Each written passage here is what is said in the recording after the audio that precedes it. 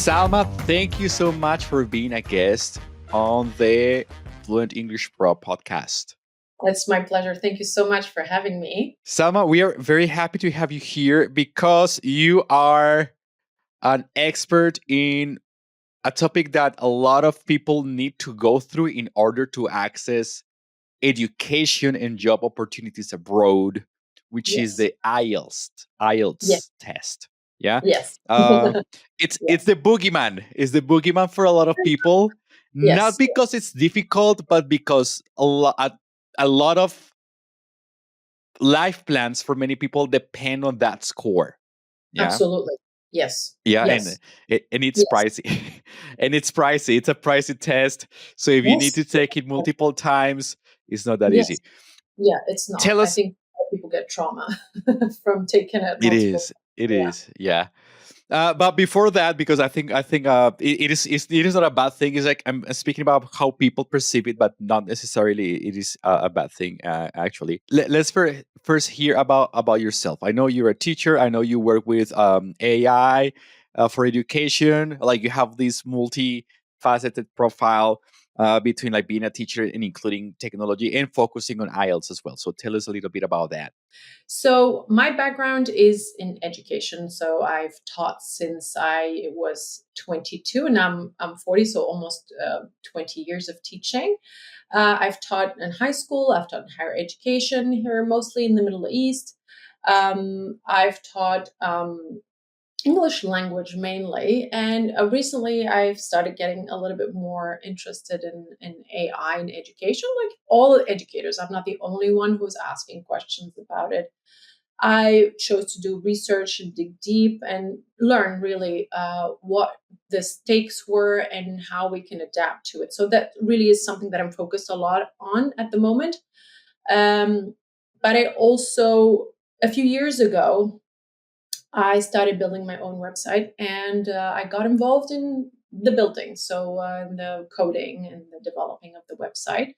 And that's something that I started getting really passionate about. And I think all teachers should try and learn how to code. It's something that's uh, it's very challenging, but you will feel it's very gratifying. You will feel like you are moving with the times and that you're adding something to your not only your personal profile and your resume, but also to your students, because our students are extremely tech savvy, and you don't want to look like you don't know what you're talking about. So if you for example uh, learn how to code or use no code tools, you can make your own website, you can make assignments online, you can mark them online, and your students are going to be very impressed. And it's something that I encourage every teacher, if they have a little bit of time, to dive into. And so yeah, also, so my website that I've been developing is an exam preparation platform for specifically for people who want to take the IELTS and prepare for the IELTS. So that's why I have become the IELTS expert, because I've spent 3 years developing this website, and I know this exam in and out. Great, great, great. And that's what we're going to be covering today, the IELTS, which I think it's one of the standards, and most universities are gonna require it, and most jobs are gonna require it, even though we have some new tests. I think the IELTS is not is very important, not only because of the score, but also because preparing for it helps you with your own English level a lot, and that's a great experience. Okay, so there are two IELTS, or two main types of IELTS exams. Some people think it's just one, but we have the general IELTS and the academic IELTS. Yeah. How do I know which one I need? How are they different? Yes, it's a great question. It's the most important question, actually. You need to get it right. Like you said, it's a very expensive exam, so you don't want to book the wrong one. You really need to know which one you need. So I'm going to give you the short answer, then I'll get into the details a little bit. For the academic IELTS, really ask yourself the question: am I actually going to study at a university or apply for a professional registration? I'll explain a little bit later what I mean. If you are doing one of these things, you need the academic IELTS. For the general IELTS, it's generally if you're moving to an English speaking country to live or to work, either of them, right? So let's get into the details because it depends on the situation, really. For the academic IELTS, think about whether you are going to apply to a university, whether it's for bachelor's, master's, or PhD, doesn't matter. If you're applying to a university in an English-speaking country, 100% you will need the academic IELTS, right? Mm-hmm. Or sometimes if you're applying to a program in a non-English speaking country, but your program is taught in English. Even sometimes there's programs that are taught in English in China. They require the IELTS exam, the academic IELTS exam. Now, the second situation where you need the academic IELTS is if you are registering with a professional body, like getting licensed or certified in a new country. That's obviously English speaking. I'm going to give you an example. If you are a nurse in Colombia or a doctor, and you want to go and move to Canada, UK, Australia. These are the three countries. To practice your profession, to be a doctor or a nurse in one of those countries, you would need academic IELTS. They will require academic IELTS, right? So even if you are great, very proficient, you are very fluent in English, and you're a qualified nurse, doctor, etc., you still need to pass the language requirement to get the license in the new country, right? And I'm just going to say one thing. I keep mentioning the UK and Australia and Canada because these countries use it officially for study, immigration, and professional licensing, right? That's why. Mm-hmm. Something that's very official. Now, the US prefers the TOEFL, which is another language exam. Yep. I'm sure you've heard of the TOEFL, but Yes. there are some places in the US that will accept the IELTS. That's why you have to check. Now, for the general IELTS, like I said, it's for cases where people are moving to a different country to work or to live. It's for typically for Canada, the UK, Australia, New Zealand. If you're even if you're going as like a permanent resident or using a skilled worker visa, this is like a work immigration program that Mm-hmm. that brings people into the country that have specific job skills. So this is one case. The second case is if you're applying for certain types of work in those countries that don't require a degree, like for example, caregivers, truck drivers, construction workers, hospitality workers, and tourism staff. So these professions don't require degrees, and so therefore you can, but you are required to prove that you can speak English well. And so the general IELTS is required, but not the academic IELTS. So do you want me to summarize?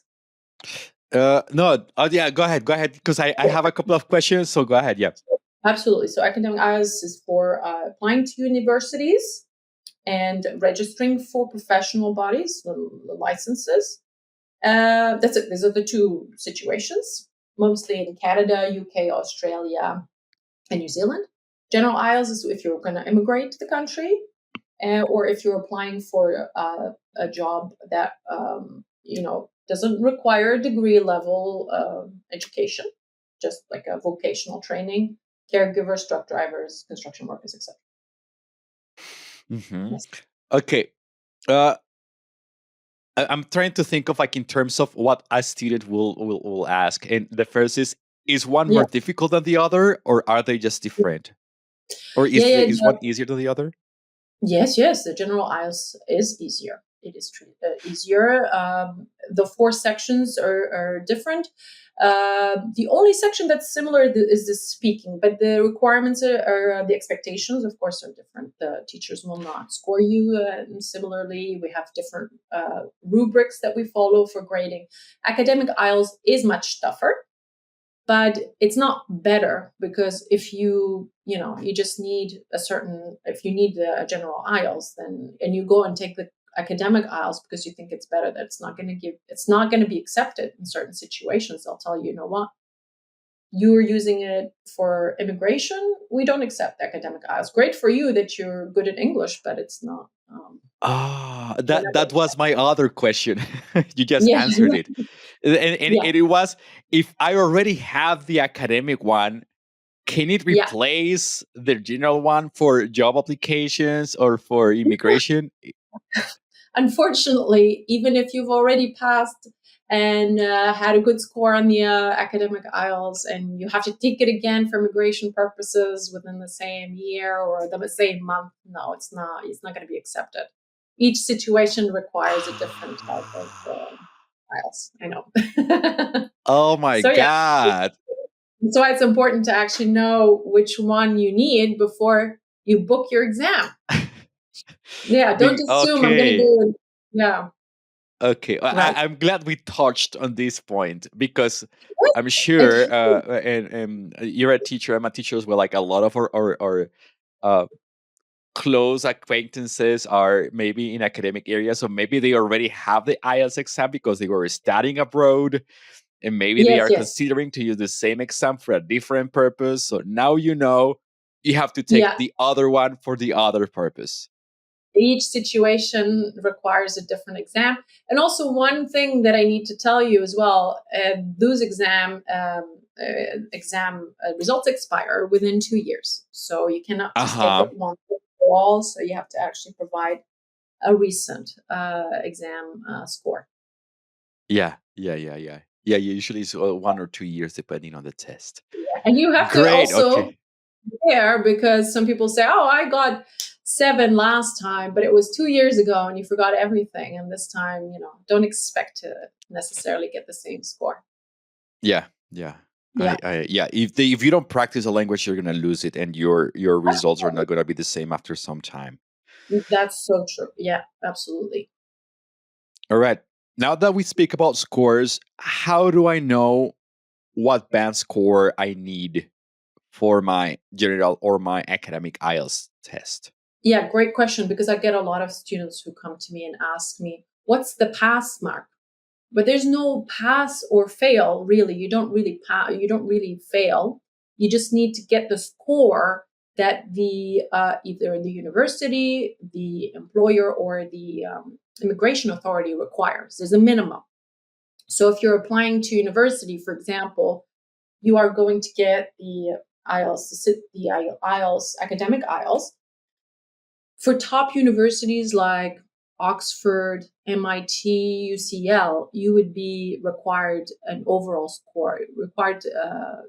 overall score of 7 or 7.5. But if you're applying to a mid-range university, you would be required to get 6 or 6.5, for example. If you're applying for a foundation program, you know what a foundation program is? It's the first 2 years, the preparatory program before you start your specialization. Some universities offer that, especially here in this region. You would be required to provide proof that you got 5.5, for example. So you always have to put in the admissions website of the university. Mhm. If So your I'm sorry yeah, to interrupt, Salma. no, So of course, just to make clear to the listeners, the institution should always provide you with the information about what score you need exactly, what minimum score you need exactly. Would that be right? not only is it each institution needs to provide this piece of information, but also some programs, for example, the same university would require 5.5 for foundation programs and 7 for PhDs. So you always check on the Ah, page where you make your application, you see where which documents are required. They will tell you, for this particular program, we need this much. So you have to be very specific. And if it's not clear from the website, absolutely email them and they will tell you. You don't want to make the mistake and have to retake it again, oh because my it's God. 250 every time. Yeah. Okay. I'm an English teacher, Salma, and I always Yeah. thought it was the same for just for the institution. Now you're telling me it's different depending on the program you're applying to. Yeah. When you think about it, it makes sense, right? Ah. PhD programs, for example, require a certain level of proficiency level Yeah. that's a bit higher for bachelor degrees, etc., etc. Yeah. But Yeah. It it makes really total sense. only Makes total sense. but I cannot say, for example, for sure it's 7 for all PhD programs. You have to check. Each university has a different requirement. Oh Yeah, gosh. they will provide the information for sure. Yeah, on the website. All right. All right. So Sorry, yeah, I so cut you off. no problem. So this is for universities. But if you're registering, like I said earlier, with a professional body, like for example, the Nursing and Midwifery Council in the UK, for example, they will have a requirement for an overall score, but also for minimum scores in each section. So for example, they might require an overall score of 7, but you have to have a minimum of 6.5 in writing and 7 in listening and reading, for example, right? So it's very specific. They get overall 7, 8 in listening, 5 in reading, you don't get accepted because they have very specific requirements. When you think about it, healthcare workers work closely with patients. It's very important to be able to communicate clearly, and really the safety of the patients depends on it. So they really have very specific requirements. This is if you're Hmm. registering with a professional body. For the general IELTS, if you're applying for programs, immigration programs like, for example, Canada's Express Entry Federal Program, you are required to have 6 band score minimum. But the higher the better, because you get more points if you're more proficient, right? Hmm. That's how it works generally for immigration. The UK, for example, skilled workers visa, they require 4. But if you are a healthcare professional, you want to show that you are proficient, so the score required is 7.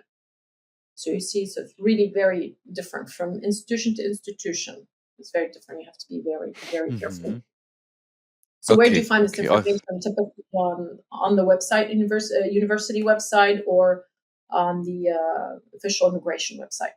all right. All You right. will All right. find. Yeah. I love recording podcasts because even though I'm a teacher, when I speak with other English teachers, I learn a lot of things. I am like, oh my god, why didn't I know all of this? Great. So It's actually nice. quite boring. I'm not going to lie, but very important to know. Yeah, Yeah. these are Totally agree. yeah.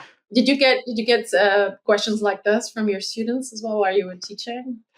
I haven't um I have received questions like this from professionals that are looking Yeah, to study or work abroad, and yeah, this changes all the time. Now you have like other institutions, you have other exams, but IELTS absolutely. continues to be um, one of the key exams. That's why Yeah, I wanted to have this interview because it is still very important. I think it's even in Canada is one of the exams that is accepted for studying or yeah, for migrating. officially, yes, absolutely. It is the official exam that's accepted in Canada Hmm. and the UK, Yeah, both countries.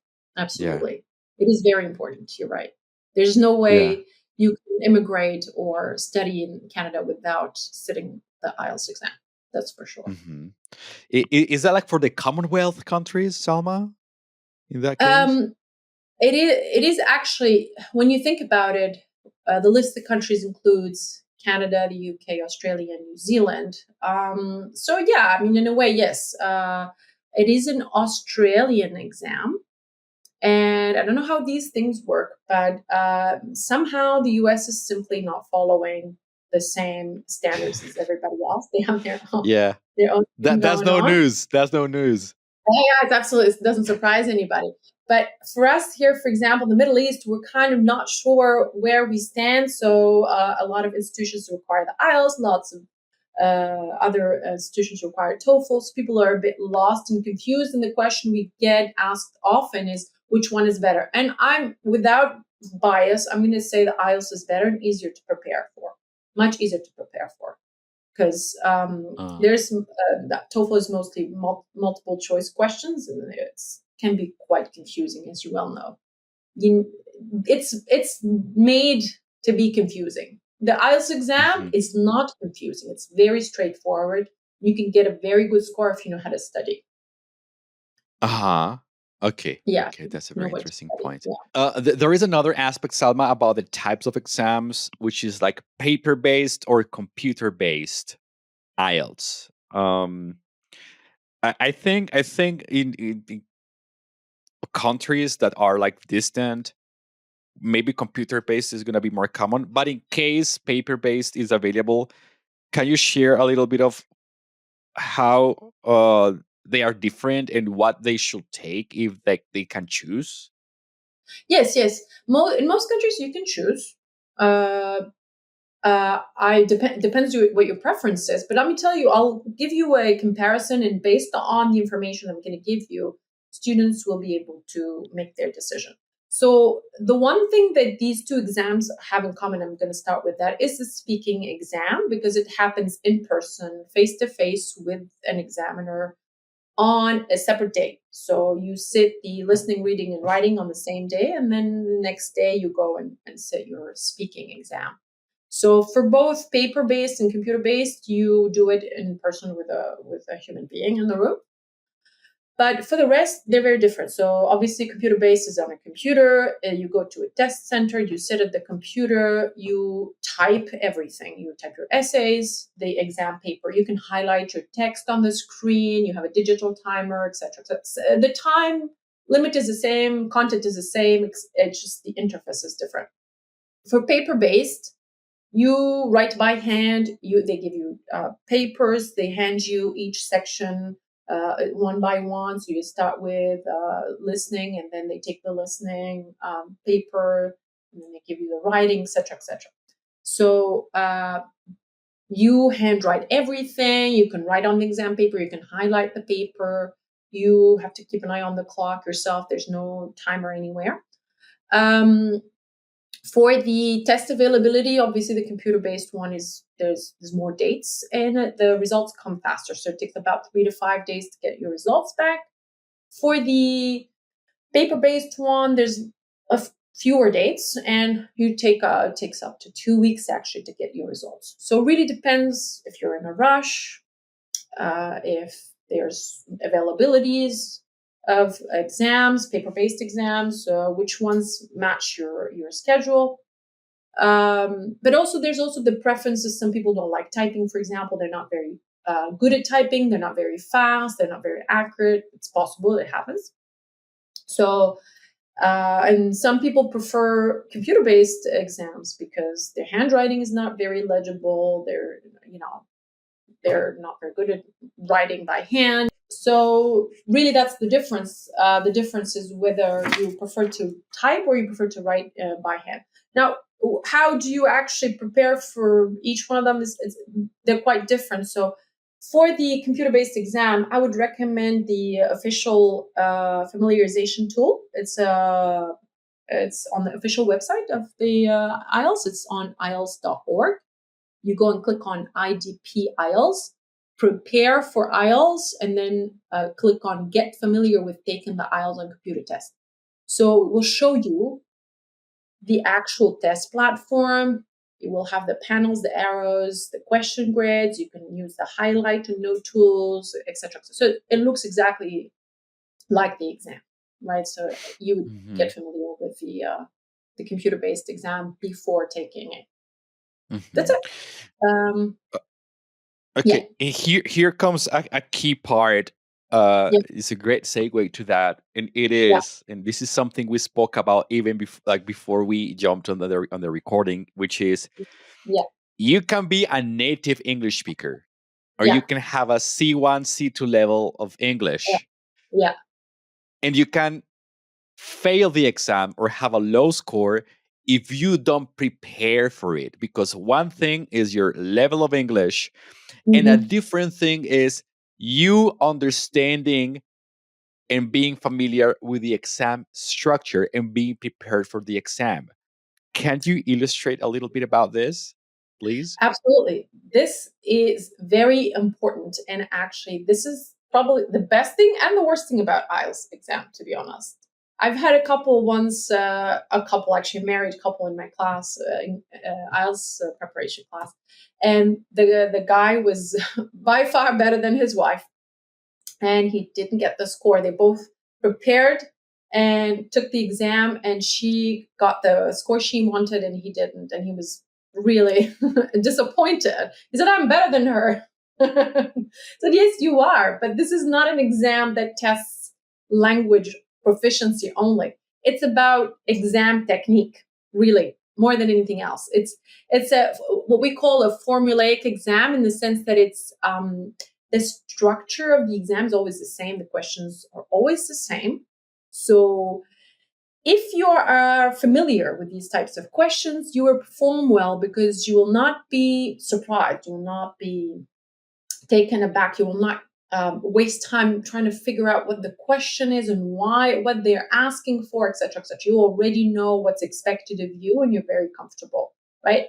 And so it really tests your ability to perform under pressure with time constraints, and whether you know the questions well. So the difference between, for example, score 6.5 and 7 could be, for example, knowing the structure of task 2 essays. What are they supposed to look like? What are they expected to look like? If you don't, you can write a perfect essay, but the structure doesn't fit the expectation, and you'll never get above, for example, 5, right?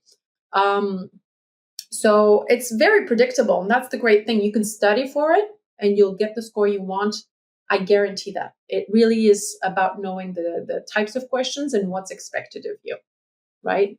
I can give you some examples if you want. Like, for example, I've seen papers where the essay was perfect. It was really written perfectly, no grammar mistakes, but there were no paragraphs. It was a big blob of text, right? That didn't get the score that it should have gotten, which was about seven, between 7 and 8. It got 5 because that's not what the format that we expect is. The format is as an introduction, there's 3 paragraphs, and there's a conclusion. That's how, for example, just one example. There's other things that there's lots of tips and tricks that you can learn to ensure that you meet the expectations of the examiners.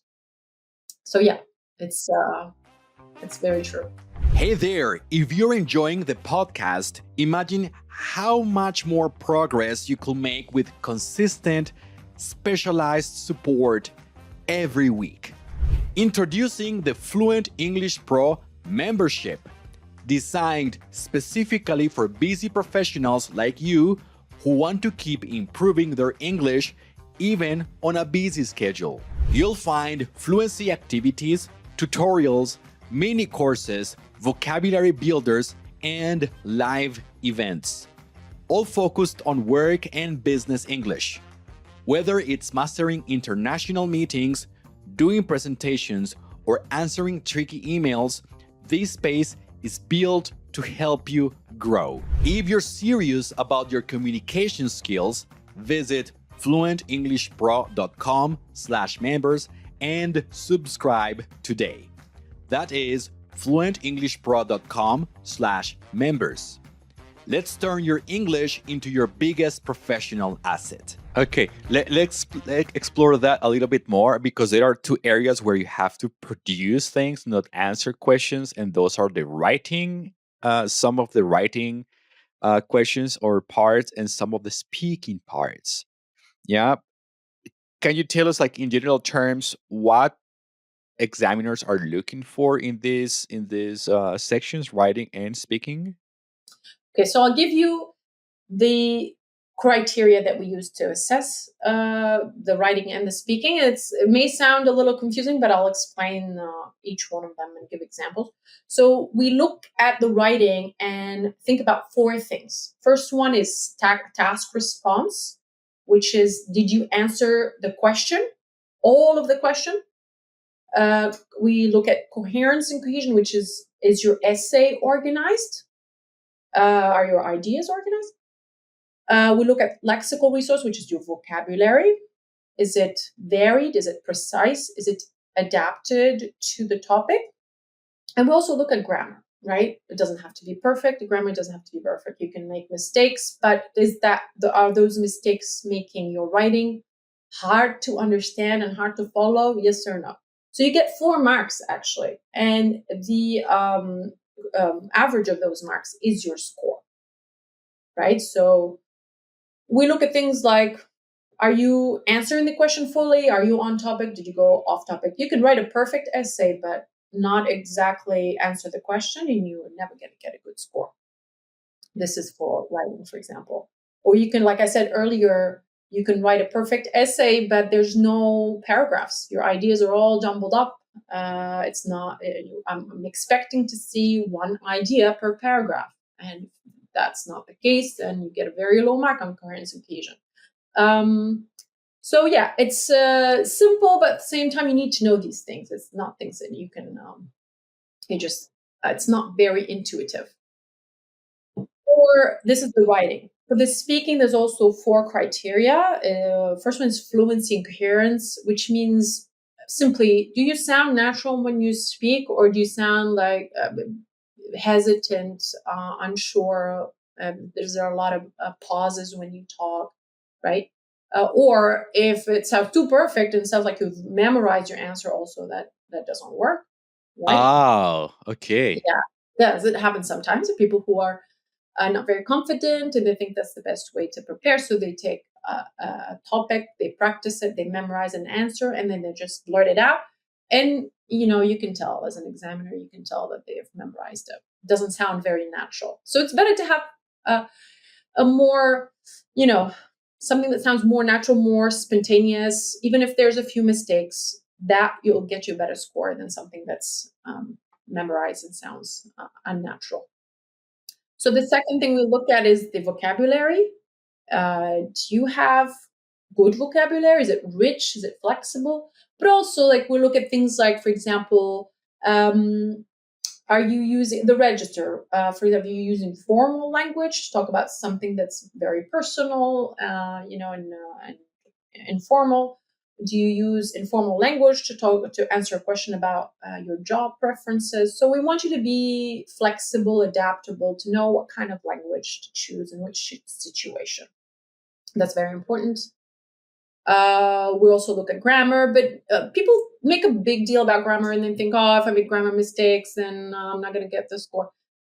It's really not the number one thing we look at, right? There's people who got very good scores. They don't have perfect grammar. They make mistakes, but they do sound confident, and we can understand their ideas very clearly. They communicate very clearly. So we know that if we put them, because remember, the whole point of this exam is to see whether you can work in a non-English speaking country or study in a non-English speaking country. What we want to know is, are you going to be able to manage, really? If we throw you into a hospital where everybody speaks English, are you going to be able to manage? Will you get your points across? Will you be able to communicate your ideas properly? That's really the whole point. So grammar mistakes, multiple grammar mistakes are okay. You can get away with, but there's a few that really hinder understanding. It happens, where you try to understand what the person is saying and you can't, because their grammar mistakes are really hindering understanding. So yeah, clarity, confidence, There is a point here, Salma, and I am aware you have been there. Students have very good level, or they are good at the exam. They have done well at the like simulations, but when they are doing the real thing, you get so nervous. Like I have taken international tests, and like I get very nervous about that. I get anxious, and then this could potentially affect your performance. So you might not sound as confident, you might not think as clearly. And it makes sense because a lot of people have, like, a lot of things depend on the result of the exam. And yes, you can repeat it, but maybe you have a time window for an application and you if you do it again, then the time window will be gone, or maybe the price. So it's a lot of things. It's a lot of weight on their on a person's shoulders. So my specific questions here is, how can you manage all this pressure and all this uh, maybe anxiety that comes to you when you have to face the exam and the implications of the exam? Everything you said is so true, actually. I'm going to tell you one thing. Just to, the students that are listening to this podcast, I think they really will get my point when I tell them this. I think that a lot of teachers, if they took the IELTS exam, they wouldn't get the score that they expected they were going to get. English teachers, right? Not Agree. because they're not proficient, but because of what you mentioned, the pressure, the performance anxiety, the being judged by somebody else, having all the, just thinking about the $250 you spent and how you absolutely must get the results that you need. All of these things, the internal pressure you put on yourself, the external pressure, time pressure, all these things. So the one thing that I tell my students is really going to help. The number one advice is practice, practice, practice. And why is this important? It's because if you get really familiar with the types of questions, and you know exactly what to expect, you're not going to be taken by surprise, and it's going to be you're jump right in, like you've done 50, sessions of speaking. Even if it's just you and yourself recording on your phone or talking to the mirror, it is something that your brain is very familiar with. And that will reduce the anxiety tremendously. Now, the one good thing, like we said earlier, we're talking about it, IELTS is very predictable. The questions it's not an infinite number of questions. The topics are more or less the same. The speaking topics are more or less the same. So there's a way that you can be ready. There's not going to be a change in the structure of the exam or a change in the type of questions. You can actually get very familiar and very confident.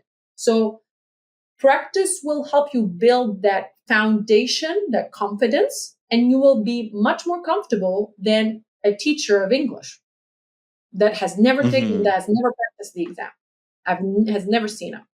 So this is the number one advice. Obviously, the rest is just, I personally always tell my students, go to the gym before the exam, do some cardio, go for a run, spend that nervous energy, get it out of the system, because if it gets stuck in your system, then you actually you'll get stuck, you'll not be able to perform. Get it out of the system, release some endorphins, listen to music before the exam, and all the preparation that comes before the exam is really, really key as well. And one thing as well I need to mention, which is the reason why a lot of people get bad scores. In general, when you sit for the exam, they start with the listening exam. They don't start with writing or reading. So the listening exam, the first one you take, and people get a shock because they don't expect that they're going to be hearing different accents of English. Hmm. That's one thing that people really, they think that it's just about being good at English. But you listen to the BBC every day for an hour every day, and you think, I'm great, I'm good, I'm ready for the exam. And you practice, obviously, the questions, etc. So you're familiar with the questions, you've listened to the BBC. And then you go into the exam, and then you hear a Scottish person on the recording. Have you ever heard a Scottish person speak? It's quite something for someone who's not used to it. Or Irish, or even Australian. These are very, very different accents. We're not used to hearing them on TV, on the radio. They're very unfamiliar. And even if you actually, they're not saying anything difficult, and you can understand what they're saying, it's just the shock. You get petrified, and then you lose it. You just stop focusing because you're like, how am I gonna answer the questions? So get familiar with different accents. Don't just stay with what you're familiar with, the things that you usually hear. American accent, Canadian accent, even British accent is pretty easy. It's easy to handle, but Australian, I'd say Australian. Listen to Australian, Irish, Scottish. What else? Some parts of Canada as well, a bit difficult to follow. Parts of the US, yeah, definitely. That's a big piece of advice I would give to students. Mm. Yeah. Thank you so much, Salma. Okay, I have one final question then. If you can, if you could give a piece of advice to a person who is going to who's going to do the IELTS test, or is going to start preparing for the IELTS test, Mhm. what would you tell them, or what should they start doing right now? Okay, so there's something that's very easy they can do. They can look for an exam sample, a mock exam. You can find them on the IELTS.org website. They're for free. Just type exam samples, or buy the Cambridge. It's called Cambridge IELTS test books. They release one every year with the new exams. So what you do is you set your timer to 1 hour and 45 minutes, and then you take the exam under time constraint. You write down the answers. There's an answer key. You mark your own paper and see where your weaknesses are, where your score is lower, and then make a study plan based on that. Because maybe you don't actually need to work that hard on your reading. Maybe you're great, very comfortable with the exam format as it is, but you need to focus on writing specifically. So that will tell you it's a good first step. You start by evaluating yourself, and then you start preparing based on that. I 100% stress buy the official Cambridge IELTS test book, either new or secondhand, and they release one new one each year. They have exam samples, so those exams are great. You will get familiar with the exam format, the questions, there's answers, etc., etc. Do as many mock exams as you can. Get a lot of feedback on your writing, even if it's just from friends, your teacher. Get someone to mark your paper, tell you what score they think that you would get. Your IELTS, if you have an IELTS instructor, they will be able to help you with that.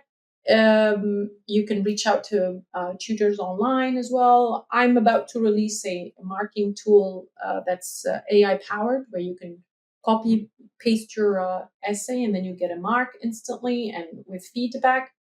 What else can you do? You can also read IELTS texts, not just while you're studying for the exam. Read them as reading material, like before you go to bed. Just read those texts. Get used to the level of those texts. They're quite challenging. You have to get used to them. So read them every day. What else? You can also listen to English, but I would be very careful not to, for example, uh, practice with TV shows, for example, because if you're watching a movie or a TV show, it's great for spoken English, but generally you're very much invested in the story, in the plot. You want to know what happens. Language is really not very important. Your brain is going to fill in the gaps, even if there's something you don't understand. You're not really practicing your English by watching a TV show or a movie. Go for more technical materials like TED Talks, like YouTube videos about a specific subject that are a bit more technical. What else you can do? Read newspapers like The Guardian, the New York Times.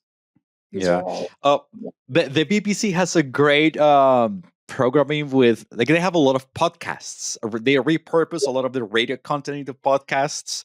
I love it Yeah, because you get to hear, like, you can hear Scottish news, or like it's like news from different what a parts good of the idea. country. So you have all these accents and all this variety, and you can replay that. Like, you can have that in the format This of a is podcast, and that's wonderful. lovely. That's why I love podcasts as a way to learn language. Really great. It's a great medium. Great. All right. Salma, thank you so much for everything you've shared with us today.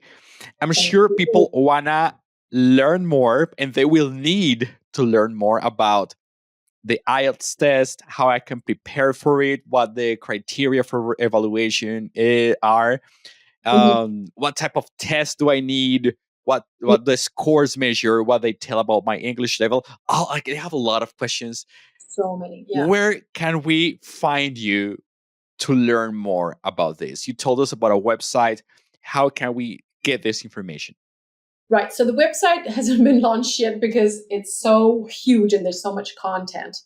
But you can reach me by email at support at yalla teacher hub.com, or by email. I don't know if, oh, you said some of your students are actually professionals, so they might be on LinkedIn. They can add me on Yeah, LinkedIn. I'm there, I'm active, and I post every day. So I would 100% answer their questions very quickly.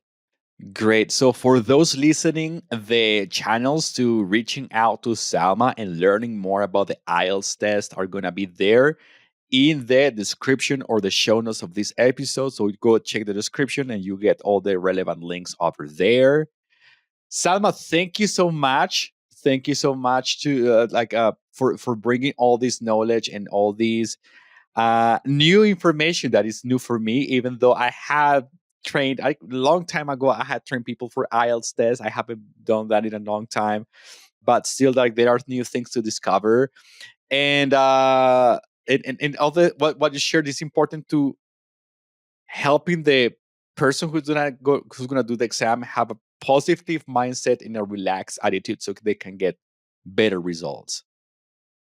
Yes. So honestly, like I said, preparation is key. If you're prepared, you'll be confident. And if you're confident, you will not.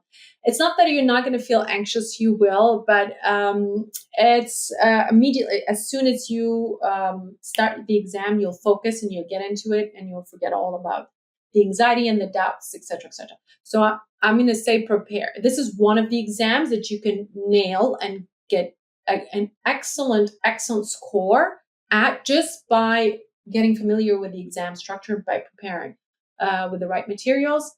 Even, and I'm going to say this, even if your English is not great, it really is that kind of exam, right? I mean, it shouldn't be like that, but that's what it is, and it's something you should take advantage of. All right, Salma, thank you very much for being with us today. I appreciate your information, your knowledge. And for those listening, remember to share this episode because I'm sure you know other people who need to take that test. I'm And sending this Salma's, absolutely. I'm sending this to all my students for sure. yes, yes, yes. So it's going to be very useful for them. All right, that's all for Thank now. you. Thank you Thank you very so much. much. It was a pleasure talking to you. Bye bye.